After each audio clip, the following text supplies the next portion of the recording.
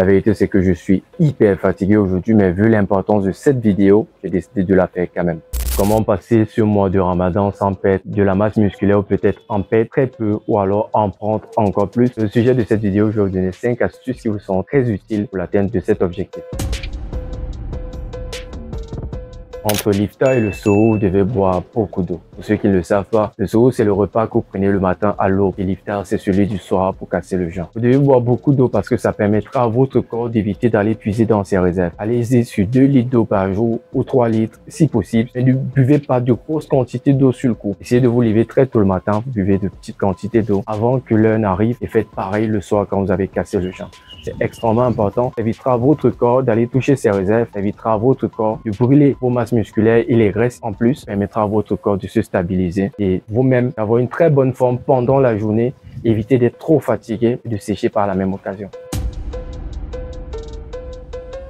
Modifiez votre session d'entraînement. Moi, je vous recommande personnellement de vous entraîner après l'iftar, c'est-à-dire quand votre énergie est au pic. Pour ceux qui ne le peuvent pas, vous pouvez vous entraîner avant le suhoor également, afin de récupérer avec le repas que vous allez prendre par la suite. Privilégiez des exercices de musculation par rapport aux exercices de cardio, des exercices polyarticulaires par rapport aux exercices ciblés. Le conseil que je vous recommande. Et essayez de réduire également l'intensité de vos entraînements. Réduisez le temps à la même occasion. Le fait de réduire votre intensité, votre durée d'entraînement vous évitera de brûler le maximum de calories. Ça vous permettra d'avoir une certaine stabilité au niveau de votre masse musculaire. C'est ce même régime qu'adoptent généralement les pratiquants de musculation qui ont atteint un niveau idéal pour eux et décident de stagner, ne veulent plus progresser pour réduire. Astuce numéro 3.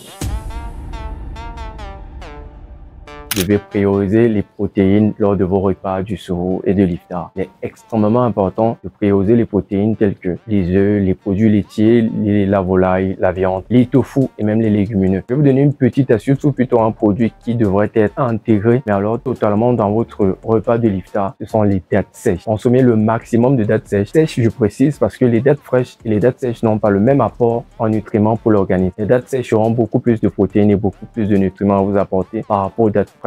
Vous aurez l'impression, même pour certains, de prendre beaucoup plus de masse pendant la période de Ramadan si vous consommez énormément de dattes. Alors priorisez les protéines afin de permettre à votre corps de ne pas aller puiser dans sa réserve et pouvoir surmonter les difficultés et les changements qu'il aura pendant la journée, pendant le jeûne, et vous permettre à vous de maintenir votre masse musculaire.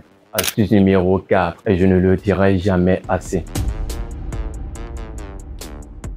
Vous devez prioriser le maximum de sommeil possible. Le fait de dormir tôt et vous réveiller très tôt vous permettra déjà d'être dans les temps par rapport à votre repas de l'aube et permettra également à votre corps de se reposer suffisamment. Vous devez vous rassurer d'être dans un environnement sombre, calme et frais afin de maximiser l'apport que le sommeil aura pour votre organisme. Ça permettra également à la plupart des organes tels que le cerveau et à des organes digestifs de pouvoir se reposer correctement. Le sommeil vous apportera beaucoup plus que le fait de rester éveillé à faire je ne sais quoi sur les réseaux. Et même si c'est un temps de travail, je vous recommande pendant le Ramadan de le faire pendant la journée et réduire le temps de travail que vous aurez pendant la soirée afin de dormir au maximum possible. Et toutes les astuces que je vous ai données, c'est peut-être l'astuce la plus importante pour votre récupération et surtout pour votre maintien de masse musculaire.